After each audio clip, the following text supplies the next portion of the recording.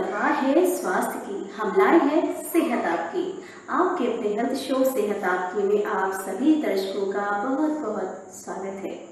दर्शकों, कोरोना महामारी के समय जहां स्वयं को स्वस्थ रखना एक बड़ी चुनौती है, ठीक उसी तरह से जान और जहान की चिंता भी इस वक्त एक बड़ी बात है हमारे लिए। लेकिन हम आपसे बार बार यही रिक्वेस्ट करेंगे कि यदि ज़रूरी हो तो ही आप अपने कार्य क्षेत्र में जाएं, यदि ज़रूरी हो तो ही आप घर से बाहर निकलें और साथ ही साथ कोरोना महामारी से बचने के लिए सभी ज़रूरी एहतियात ज़रूर अपनाएं। आपकी सेहत का ख्याल रखते हुए आपका खास कार्यक्रम सेहत आपकी हमेशा कोई एक नया विषय लेकर के आता है। आज भी हम आपके लिए एक विषय लेकर के आए हैं, किडनी रोगी कैसे करें कोरोना से अपना बचाव। इस विषय पर जानकारी देने के लिए आज हमारे साथ एक्सपर्ट हैं डॉक्टर नारायण प्रसाद। आप प्रोफेसर हैं नेफ्रोलॉजी डिपार्टमेंट SGPGI लखनऊ में। बहुत बहुत स्वागत करते हैं कार्यक्रम में हम आपका डॉक्टर साहब। स्टूडियो में बुलाने के लिए धन्यवाद।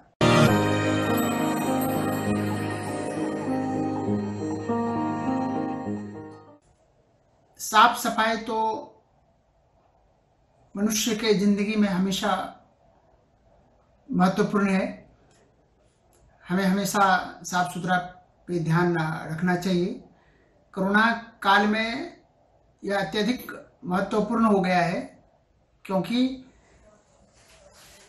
यह वायरस, कोरोना वायरस जिसे हम SARS-CoV-2 भी बोलते हैं, इसका ट्रांसमिशन रेट काफ़ी ज़्यादा है।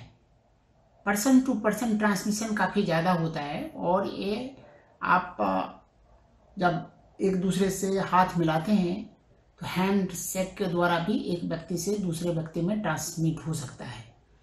और इस चीज़ को रोकने के लिए आपने सुना भी होगा, हर जगह हैंड सैनिटाइजेशन की बात होती है और फ्रिक्वेंट जल्दी जल्दी अपने हाथ को धोते रहना चाहिए, सैनिटाइज करते रहना चाहिए। सैनिटाइजेशन के लिए ध्यान रहे कि जो आप सैनिटाइजर यूज करते हैं उसमें 70% अल्कोहल हो, क्योंकि उस 70% अल्कोहल से ये वायरस तेज़ी से मर जाता है। और यहाँ अगर आपके पास 70% अल्कोहल कंटेंट वाला सैनिटाइजर ना हो तो आप साबुन से भी हाथ धो सकते हैं। साबुन से भी ये वायरस पार्टिकल्स मर जाते हैं। महत्वपूर्ण है कि हमें समय समय पर अपनी हाथ धोते रहना चाहिए। जब भी हम कोई नई चीज़ें छूते हैं या हम कोई ऐसी चीज़ें को छू रहे हैं जो आपको लगता है कि वो वायरस से संक्रमित हो सकता है, तो हमें इस बात पे ख्याल रखना चाहिए और समय समय से अपनी हाथ धोते रहना चाहिए। डॉक्टर साहब, यहाँ पर हम जानना चाहते हैं कि किडनी जैसे कि हमारे शरीर के लिए बहुत ही महत्वपूर्ण अंग है, तो ये हमारे शरीर के लिए क्या क्या कार्य करती है, आप हमारे सभी दर्शकों को अवश्य बताएं। जहाँ तक किडनी का कार्य का बात है, किडनी जिसे हम हिंदी में गुर्दा बोलते हैं, एक शरीर का महत्वपूर्ण अंग है। इसको हम एक एक्सक्रीटरी ऑर्गन की तरह जानते हैं। हमारे शरीर में जो हम प्रोटीन की डाइट खाते हैं उसके मेटाबॉलिज्म से नाइट्रोजनस वेस्ट प्रोड्यूस होता है, जो यूरिया क्रिएटिन की तरह शरीर में बनता है और इसकी मात्रा काफ़ी बढ़ जाती है। तो किडनी हमारे शरीर से इस नाइट्रोजनस वेस्ट को बाहर करता है। इसके अलावा भी किडनी हमारे शरीर में एक बहुत महत्वपूर्ण भूमिका निभाती है, जो है वाटर बैलेंस का। अगर हमारे शरीर में पानी कम हो तो ये पानी को कंजर्व करता है, वाटर को कंजर्व करता है। हमारे शरीर में पानी ज़्यादा हो गया तो उसे एक्सक्रीट आउट करता है, तो इसको वाटर बैलेंसिंग बोलते हैं। वाटर बैलेंस करता है। ये इलेक्ट्रोलाइट को भी बैलेंस करता है। हमारे शरीर में सोडियम, पोटेशियम, इसकी मात्रा कितनी होनी चाहिए इस इलेक्ट्रोलाइट्स का, इसको एक नियमित रूप से नियंत्रित करते रहता है और उसको बैलेंस रखता है। इसलिए जब कभी भी किडनी खराब हो जाती है तो लोगों को पोटेशियम बढ़ने का चांस बढ़ जाता है, जैसा हमने आपको पहले भी बताया है। तो ये इलेक्ट्रोलाइट्स को बैलेंस करने में बहुत महत्वपूर्ण भूमिका निभाता है।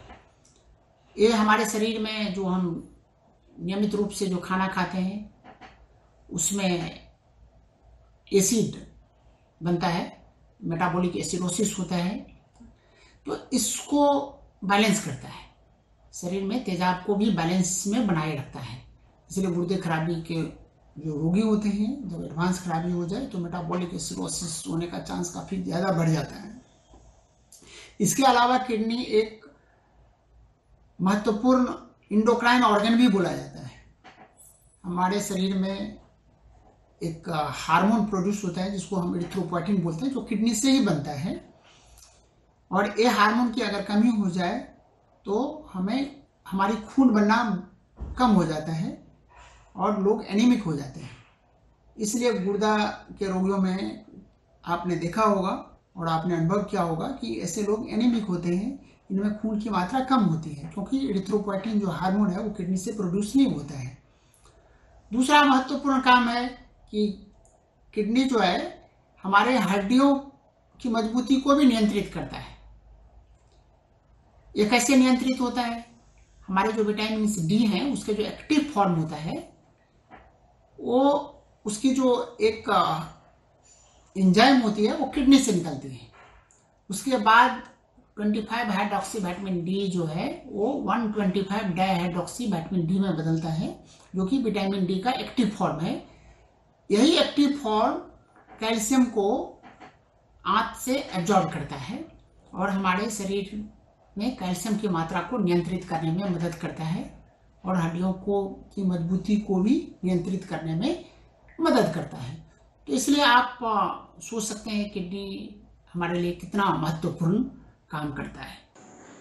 और सब किडनी की जब बात करते हैं तो हमें ये भी मालूम होना चाहिए कि किडनी के तमाम रोग होते हैं। तो यहाँ पर हमारे सभी दर्शकों को ये भी बताइए कि किडनी से संबंधित कौन कौन से रोग होते हैं। आपने अनुभव किया होगा कि हर व्यक्ति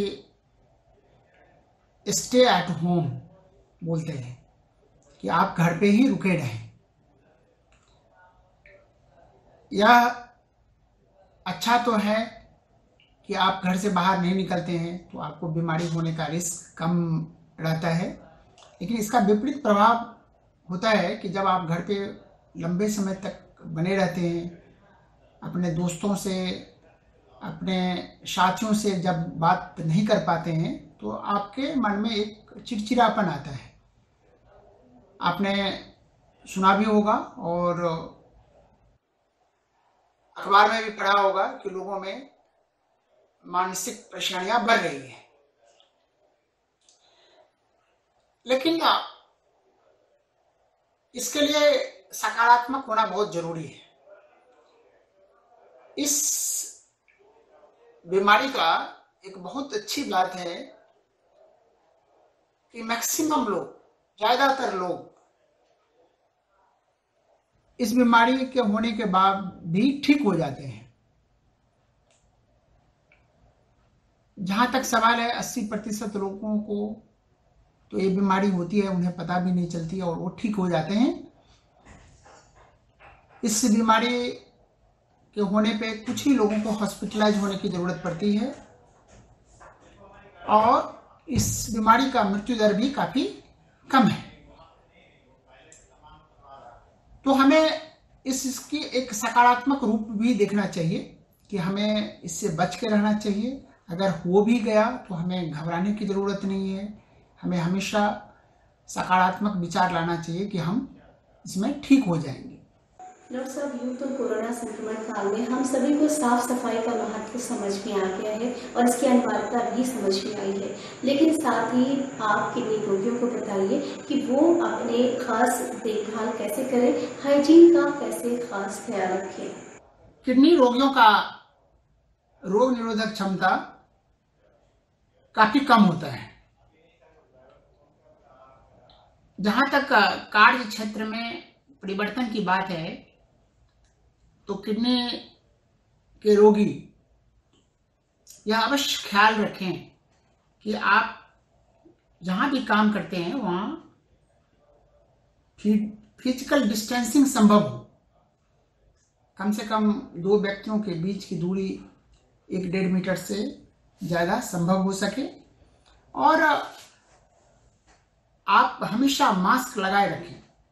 सोने के समय को छोड़कर और खाना खाने के समय को छोड़कर आप हर समय जहाँ तक हो मास्क का प्रयोग करें।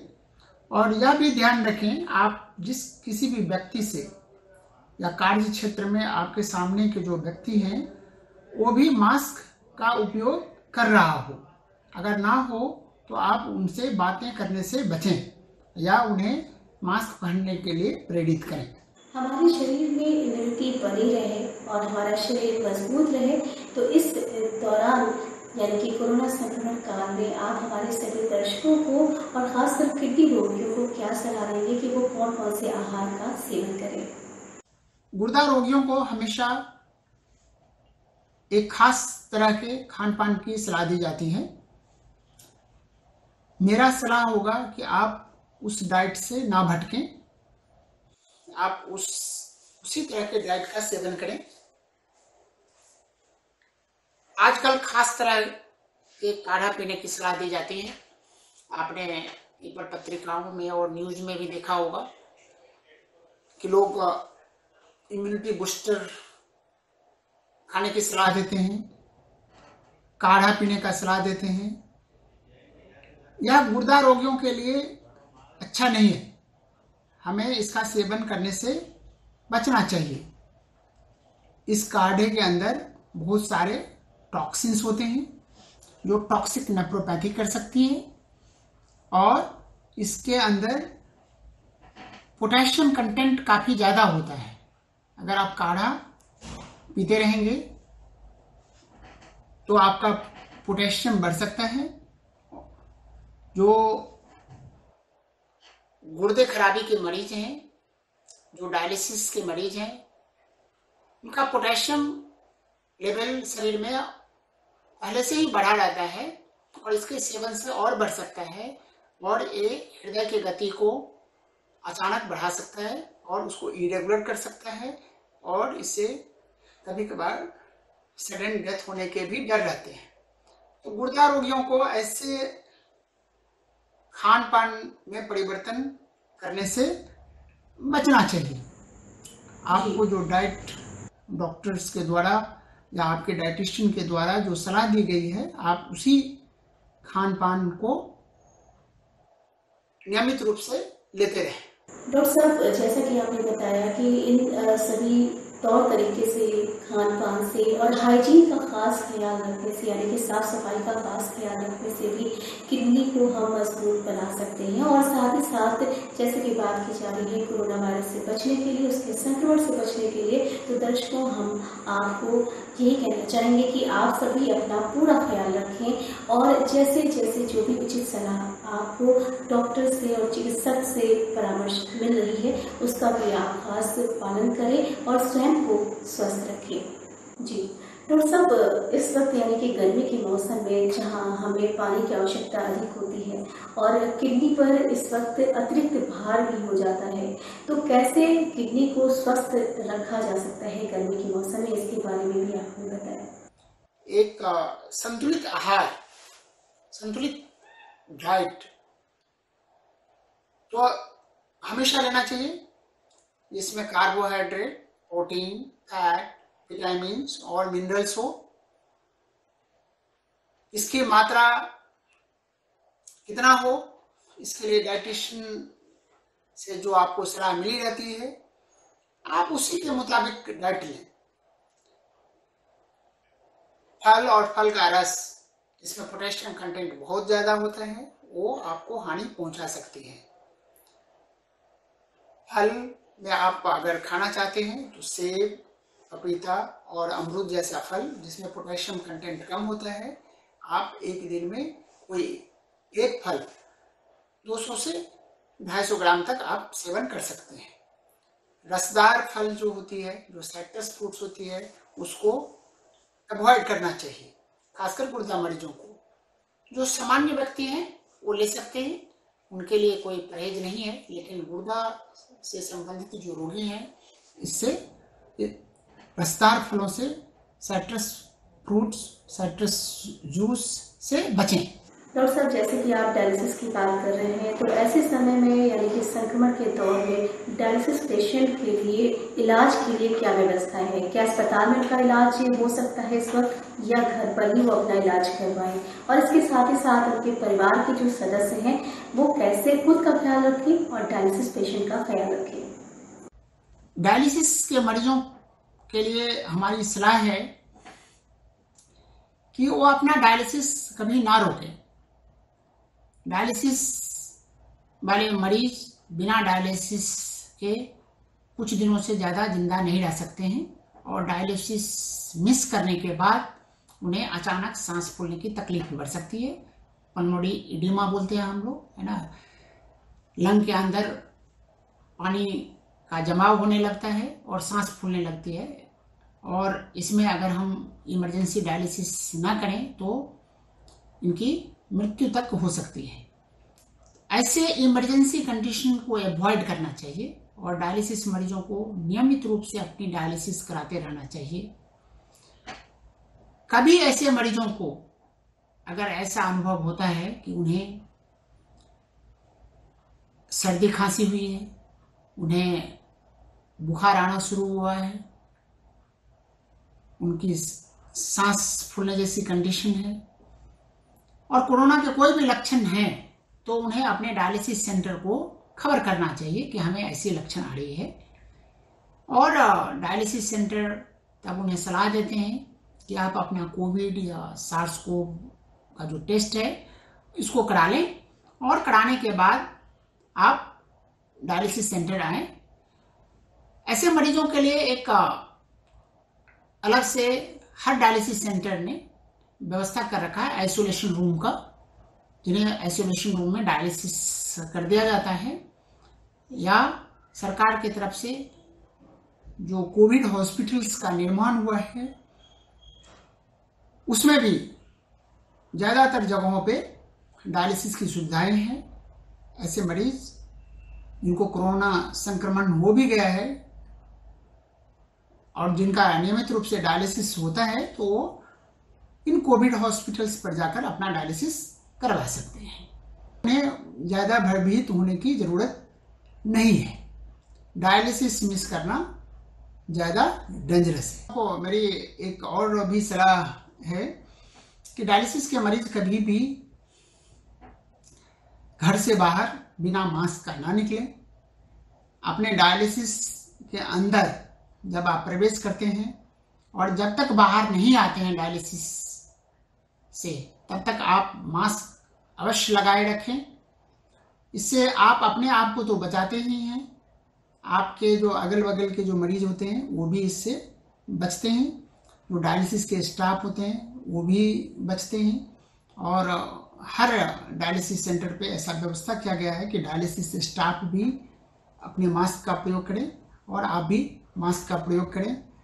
और जब कभी भी आप बाहर निकलते हैं तो आप अपना ख्याल अवश्य रखें सोशल जी कि आप किसी भी व्यक्ति के लिए वायरस संक्रमण का स्रोत ना बने और कोई आदमी से आपको भी वायरस का संक्रमण ना हो, इसका आप खासकर ध्यान रखें।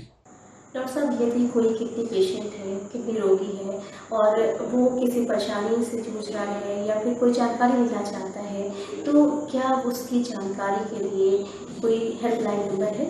यदि ऐसा है तो प्लीज़ आप हमारे सभी दर्शकों को ज़रूर बताएं। मरीजों के सहायता के लिए SCPGI एक ECSS और EOPD का व्यवस्था किया है। इसमें आप सुबह 9 बजे से लेकर रात 8 बजे तक आप के मन में कोई दुविधा हो तो आप इसमें सलाह ले सकते हैं। और इस OPD का जो फ़ोन नंबर है उसे आप नोट कर सकते हैं। इसका नंबर है 0522 249 5000 249 6000। डॉक्टर साहब, किडनी रोगियों को ये भी बताइए कि कोरोना संक्रमण से बचने के लिए वो क्या विशेष एहतियात करते हैं? सुसुम पानी का भाप ले सकते हैं, आप स्टीम ले सकते हैं।